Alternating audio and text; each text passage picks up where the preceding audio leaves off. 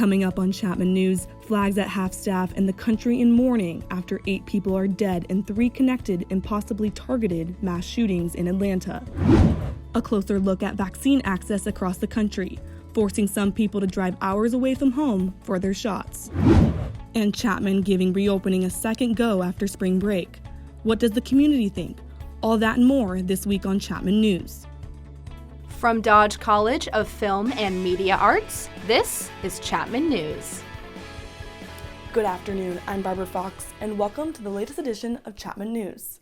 We begin today's episode with an update on the tragic situation in Atlanta. The murder of 8 people, including 6 Asian women, are raising questions. Is this a hate crime against Asian Americans? Investigators are still trying to figure that out and have no evidence at this time. Robert Aaron Long visited 3 different massage parlors around the Atlanta area and told detectives he was addicted to sex and thought the murders would help him avoid temptation.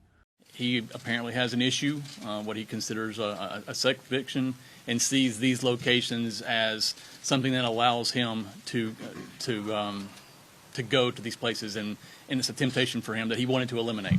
In the 16 biggest cities across the U.S., hate crimes against Asian Americans increased 150% in the last year.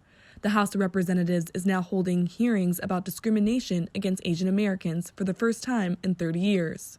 Yesterday, President Biden ordered flags at half-staff in commemoration with the victims. And there's more news on the national front. Let's start with Stephanie Parajan. Thanks, Barbara. The snow may have melted in Texas, but things are still icy between Texans and Governor Greg Abbott. According to a statewide poll, the governor's approval rating dropped by 6 points after his decision to repeal the state mask mandate. On top of that, according to the CDC, Texas trails the nation in giving vaccinations. But the governor is placing blame elsewhere.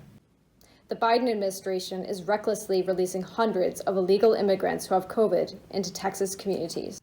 President Joe Biden responds to criticism in an interview on Good Morning America. We're in the process of getting set up, and it's not going to take a whole long time, is to be able to apply for asylum in place.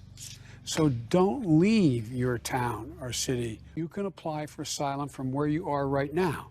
The president is in Atlanta today as part of a road trip promoting the American Rescue Plan. Earlier this week, the president visited small businesses in suburban Philadelphia as part of his 20-state Help Is Here tour. We spoke to Chapman presidency scholar Dr. Lori Cox-Hahn on the president's campaign promises and his American Rescue Plan. Well, the biggest hurdle he had was keeping everyone in the Democratic Party on board with voting for it. There's really no room for error here in terms of party politics internally. And, it was, I think, disappointing to Biden that he couldn't get any Republicans to vote for this in the House or the Senate. But really, given the current political environment, it's not that surprising. But he did deliver a major piece of legislation. $1.9 trillion is a lot of money, but there are a lot of people out there hurting that really needed that economic stimulus. A lot of small businesses, schools. I mean, it was a sweeping piece of legislation, and I think several years from now we'll look back on it as being a very big deal in his first 2 months in office. Do you think that the notion of anything that is truly bipartisan is dead in this so polarized environment? Yeah, I think so. I mean, it's hard to imagine any real cooperation at this point. We're already well into the 2022, 2024 election cycles, and that dominates right now.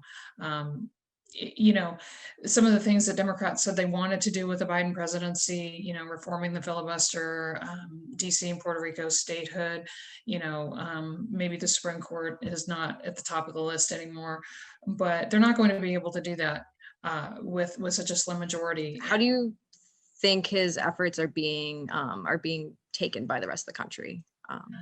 Well, for the last year, one of the most prominent storylines in national news has been watching numbers, numbers of cases, numbers of death.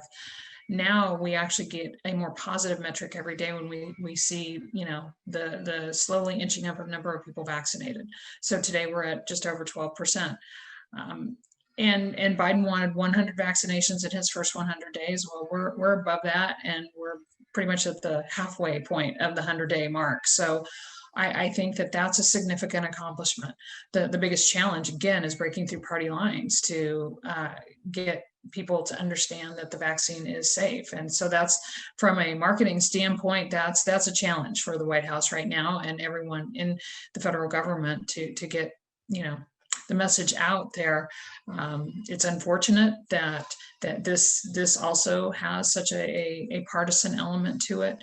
I think it speaks volumes that former President Trump and the former First Lady got vaccinated in January, basically in secret. I think that they could be a tremendous help in public awareness of and public education about getting the vaccine. But again, this political environment is so toxic, I don't see that happening. And so obviously Biden's main mission is the vaccine in his first probably 100 days in office. But after that, what do you see his biggest challenges? Like what do you see his biggest motivations, and maybe his platform will change after, of course, the pandemic is stopped to a certain extent? Yeah, so we're already starting to see what that's going to look like because, presidents have to respond to the events that happen around them. And so we're already starting to see the attention focused on immigration, and we have so desperately needed immigration reform in this country for decades now. So you see a lot of attention now going to some of the crisis that's going on at the border. You're starting to see the White House talk a little bit more about foreign policy issues, and you see Biden doing a few more interviews, kind of with the usual suspects, the major network anchors, and he's got his first press conference scheduled for a week from today, so next Thursday. That we'll see what he has to say there and how he performs there. He usually does okay in that setting, and so we'll get a sense of what the mood of the White House is and where Biden is at and what he wants to focus on.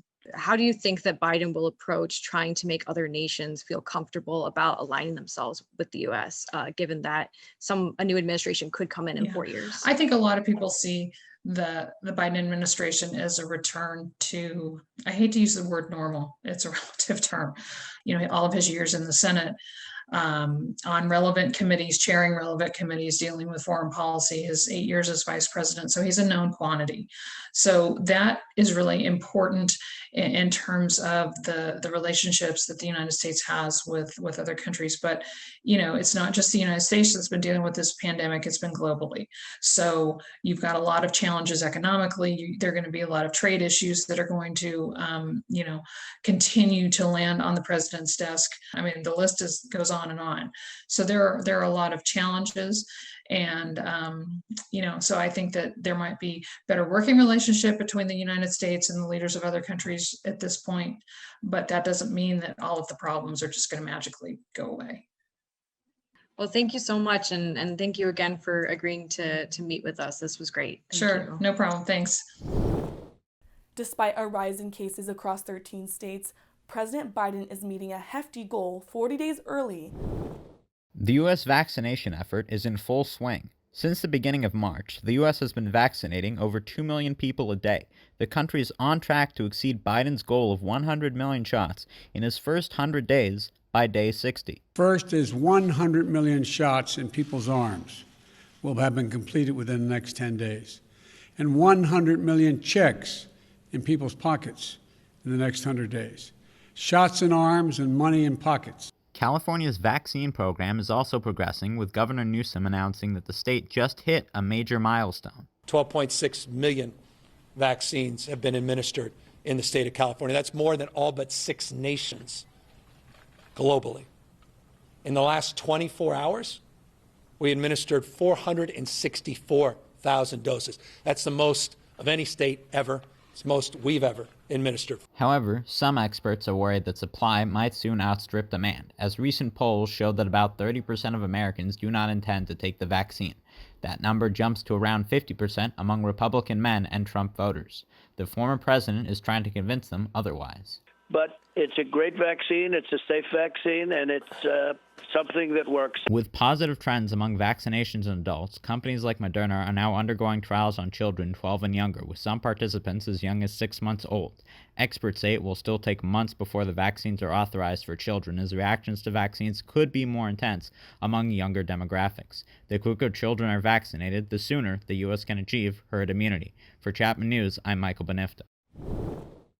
Thanks, Michael. While some of you may not be eligible for your vaccine yet, Nick Ratton and 3 other university students are here to tell you what it's like, from registration to vaccination. The first dosage of the coronavirus vaccine is less than half a milliliter of fluid. In fact, you could fit about 700 in a normal-sized soda can. Unlike a soda can, however, you can't just walk up to a vending machine and grab one. As vaccinated university students like Kaya Doyle, Stephanie Parjon, and Aaron Coogan will tell you, getting a vaccination takes a whole lot more than that. You would choose a location, and then you would try to choose a date, and that was definitely the most difficult part because you'd click a date and it would immediately go away, and then new dates would pop up. It's just like constant of dates being taken and then new dates popping up, and sometimes you'll go on it and there'll be a date like tomorrow, but then you'll try to click on it, it'll be gone. Very difficult to get the vaccine in Texas.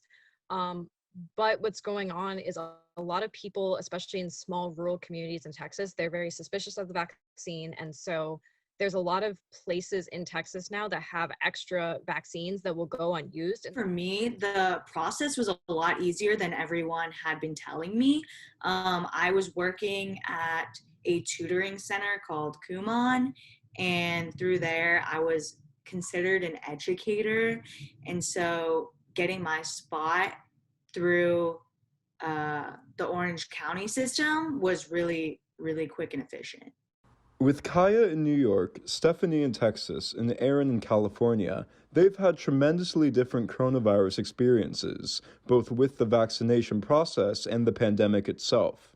It's definitely been a little worse in Binghamton. Obviously, on a college campus, you're going to get a lot of non-compliance. Being in Texas during the pandemic has been a very strange experience because it's very split. Like, it's a little bit contentious because we have such extremes of like conservative and progressive, but everyone is in the same state.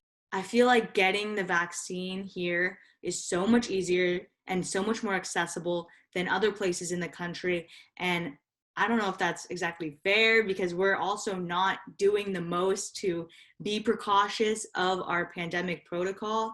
I asked the 3 how it felt to be part of the vaccination club. Here's what they had to say.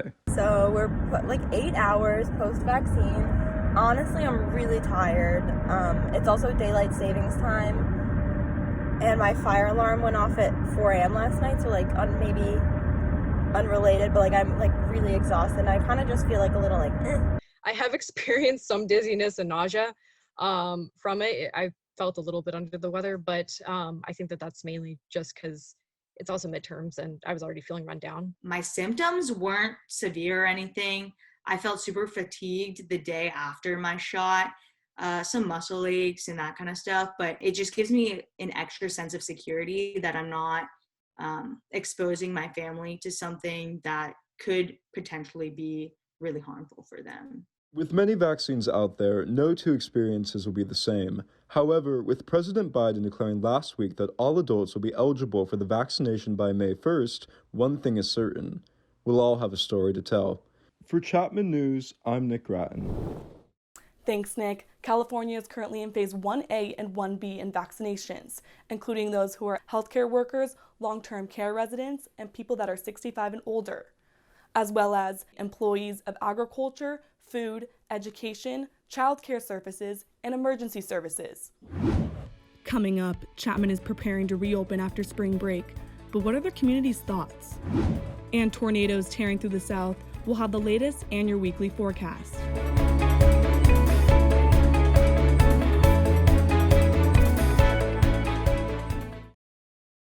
Hello everybody, your old pal Grover here with some health tips.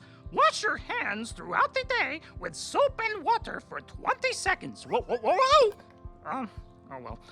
Also, practice physical distance by staying 6 feet away from people in public, and do not forget to wear a mask, and wow! So that is where the soap went. Caring for each other because we are all in this together. Chapman is aiming to return to campus for in-person class again after spring break this week. Students and teachers have the option to return to campus, but Aaron Coogan has the story on why some teachers are hesitant to get back to the classroom. For over a year now, virtual schooling has transformed the bedroom into the classroom. But with Orange County re-entering the less restrictive red tier this past week, Chapman has opted to return to campus in a hybrid model following spring break. And while many students are eager for the opportunity to log out of Zoom University and return to campus after spring break, we talked to some university professors to get their opinions on returning to campus. We needed some kind of a return to a sense of normalcy. And in a college setting, students need to be in person and on campus. The issue with high flex learning is how does, in a strictly educational sense, how does the professor teach to students in front of them at the same time teaching to students via a computer? We're going to come back for basically 6 weeks. So in that regard, I kind of feel like, what's the rush? But then the numbers suggest that it's an okay thing to do.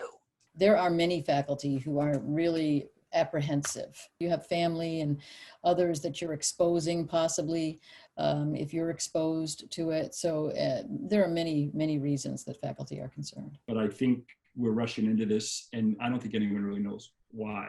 Chapman plans to reopen under guidelines of the CU Safely Back program with weekly testing arrangements for students and staff returning to campus. For more information on COVID safety, check out cusafelyback.chapman.edu.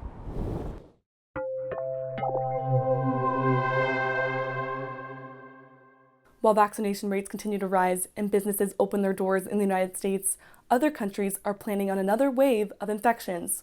Italy is rolling out its third set of lockdown restrictions as 10 regions have now moved into the most restrictive red tier, which results in most businesses closing and schools going remote.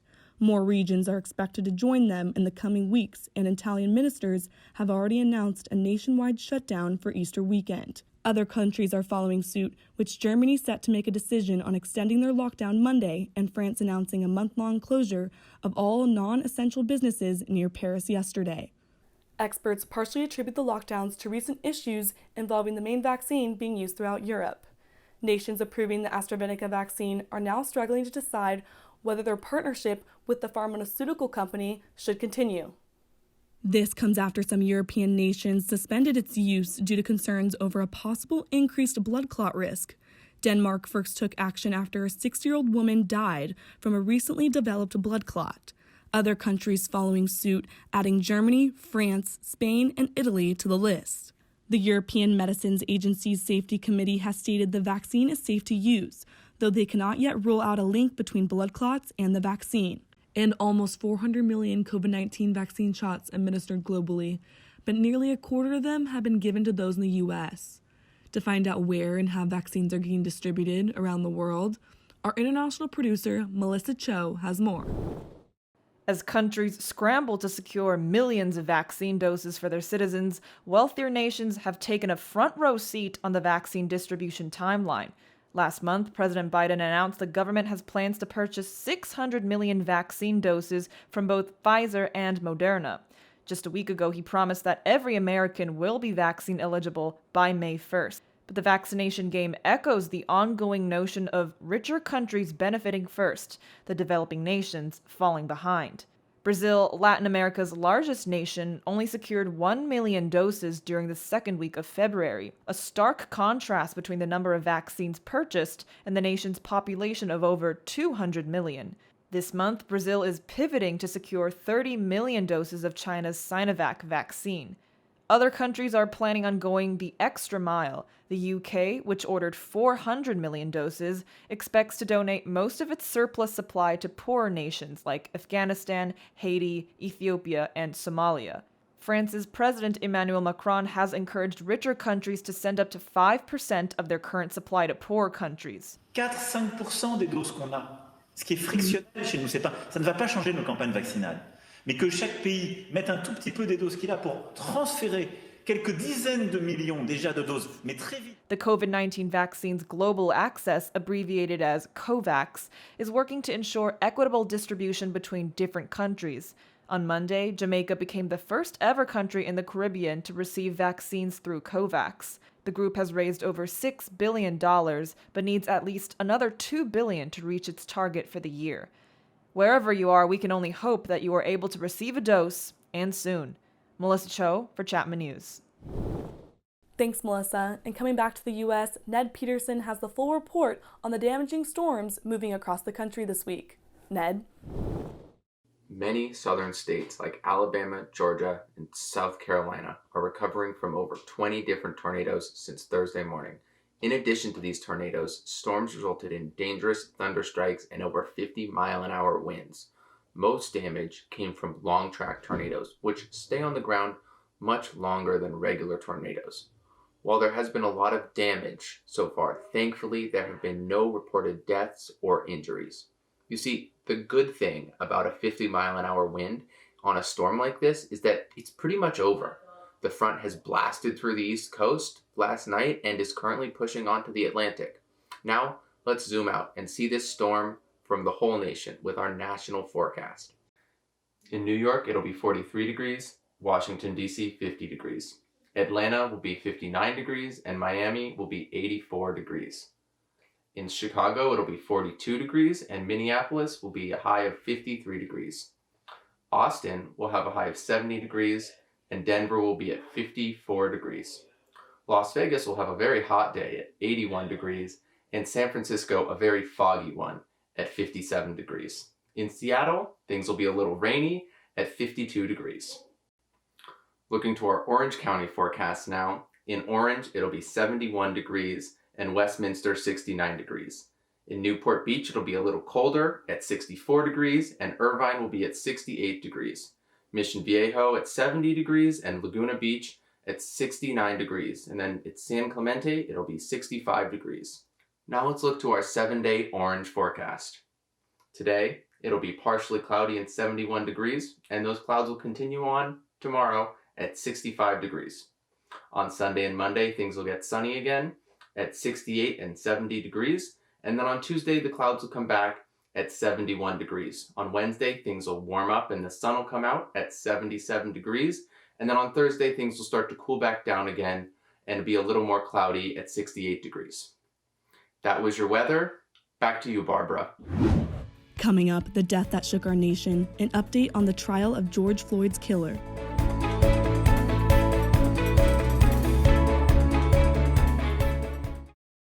When I was your age, I was just like you, fascinated by stars.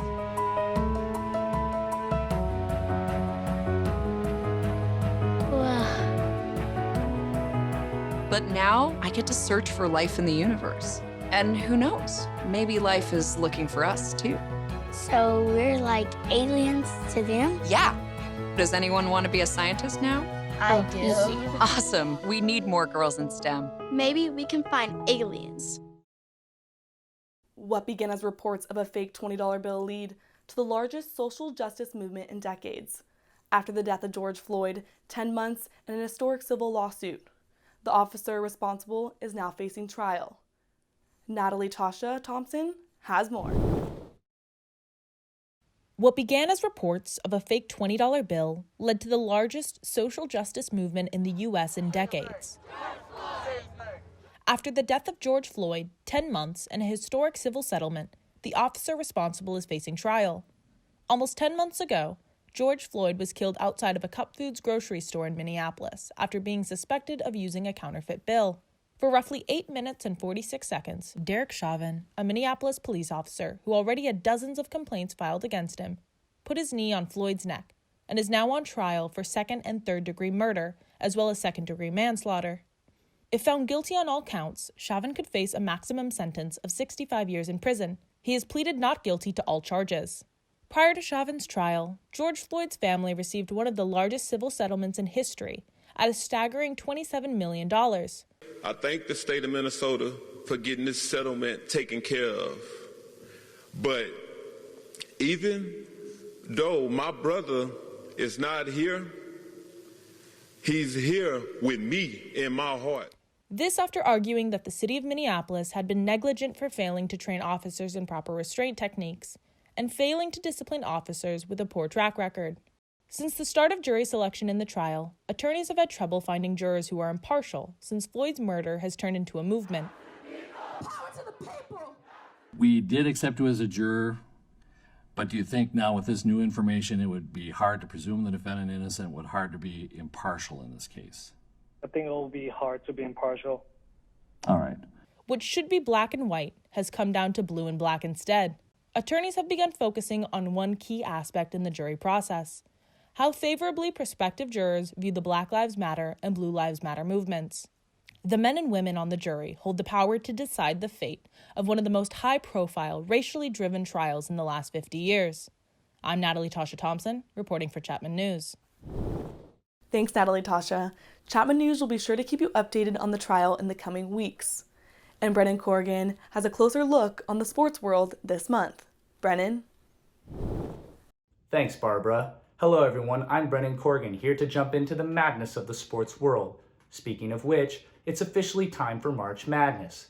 The first few games kick off today as 64 of the best college basketball teams arrive in Indianapolis to play their first-round games. Fans will be in attendance, filling up 25% capacity of the arenas and cheering on the players. After the cancellation of last year's tournament, there is sure to be plenty of excitement, upsets, and competition today.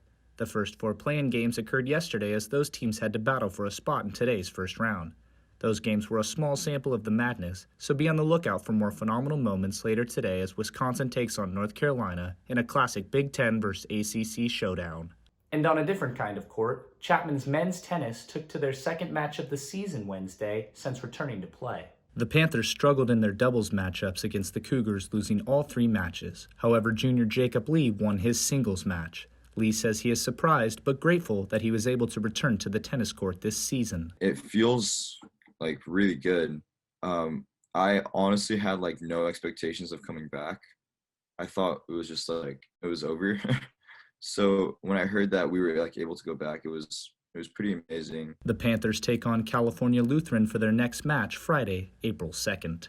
Exciting news from women's soccer this week after full team practice started on Wilson Field after a year away from play.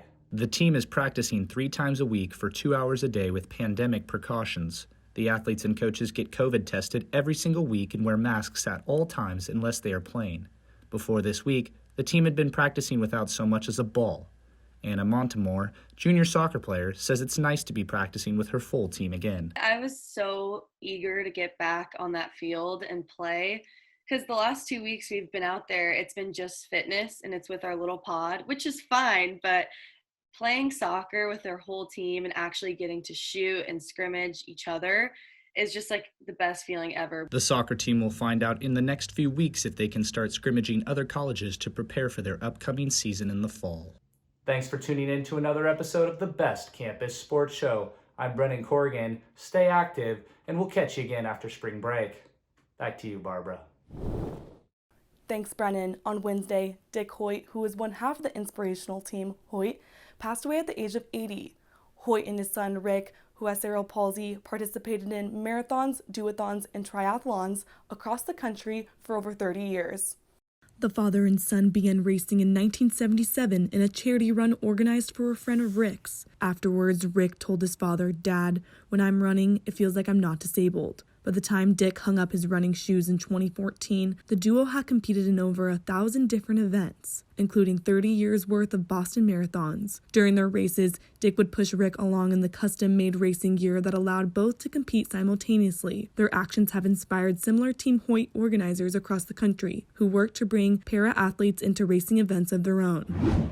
Coming up on Chapman News, how many times have you gotten a call about an extended auto warranty? We take a closer look at the rise in scam calls after this. And the Grammys, The Bachelor, and the ups and downs in the entertainment world, next.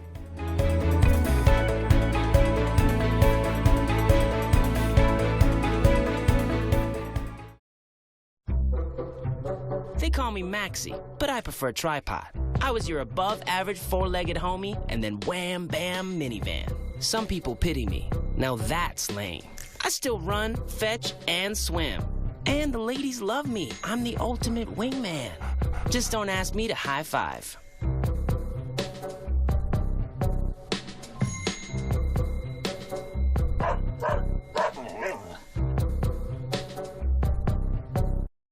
Haven't been getting more spam calls recently? You're not alone. Millions of Americans are too. But who is on the other end of the line? The IRS is filing lawsuit against you. Spam calls and robocalls are increasing drastically as call centers begin to reopen all over the United States. UMail Prevention Service says 159 million scam calls were made each day of last month in the U.S. alone. Over 4.6 billion of these calls were made in February, indicating a 27% increase since the month of January, according to the CEO of UMail. As we seem to be coming out of the pandemic, call centers are opening, and therefore there's more robocalls. Kalichi explains that these spam callers are looking for people to identify themselves and reveal personal information. There's really no point to making a robocall unless the person on the other end is going to press 1 or call you back. Kalichi says that by pressing 1 or calling back, you notify the scammer that the phone number is in use. This could identify you as a potential target. Voice performance platform Hiya says their most recent survey indicates 94% of Americans are now not answering calls from unfamiliar numbers due to the extreme influx of spam calls. Hiya confirms that most reports say the scammers use voice control apps to claim to be calling about Social Security, credit card bills, extended car warranties, and tax problems, among others. The Federal Communications Commission advises against giving out personal information to strangers or answering unknown calls. They recommend downloading call blocking tools.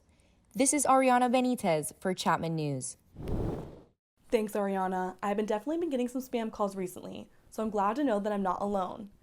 Now we have Shambhalin with the recap of the Grammys and the newest updates on some of your favorite celebrities. Thanks, Barbara. Yes, we've got past award shows, future ones, and controversy over one of the most popular reality TV shows. Harry Styles gave us a fantastic open to the Grammys on Sunday with his performance of Watermelon Sugar, also taking home a Grammy for the song. Sugar high, watermelon sugar high. Some other noteworthy wins of the night were Best New Artist Megan Thee Stallion, who arguably stole the whole show with her extravagant performances and took home 2 Grammys. Tonight is my first time at the Grammys, but it's not my first time entertaining you. Beyonce was nominated 9 times this year and won her 28th Grammy with Black Parade, making her the most awarded Grammy artist ever, among women and men. But I will be honest, I'm not all that surprised that Queen Bee herself made history. If anyone was going to break that record, it's Beyonce. Speaking of history-making award shows, we do have one more highly anticipated award show coming in mid-April, the Oscars.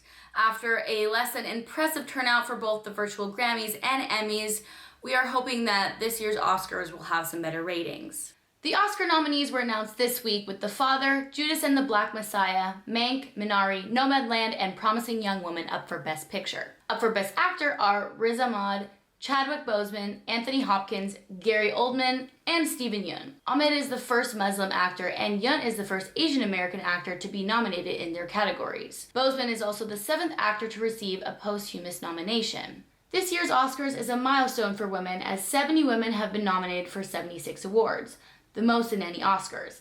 The nominees for Best Actress are Viola Davis, who is now the most Oscar-nominated Black woman, Andra Day, Vanessa Kirby, Frances McDormand, and Carey Mulligan. While we continue to celebrate some of 2020's amazing films, 2021 continues to bring some incredible new entertainment. Now, for a highly anticipated documentary, Demi Lovato's Dancing with the Devil aired on the virtual South by Southwest event on Wednesday, receiving mainly positive reactions on Twitter and reviews that commented on the film's brutal honesty. The film will be airing on YouTube Red Tuesday. The docuseries received heightened attention after the trailer's release, detailing Lovato's struggle with drug addiction and mental health. Some particular scenes addressed the singer's overdose back in 2018, causing her to suffer 3 strokes and a heart attack. My doctors said that I had 5 to 10 more minutes. Now, more than ever, she's taken hold of that power. I'm rebirthing. I am starting over. I'm engaged. I've really struggled with this. Are you entirely sober now?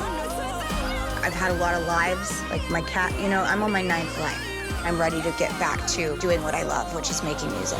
I'm not living my life for other people, or their headlines, or their Twitter comments.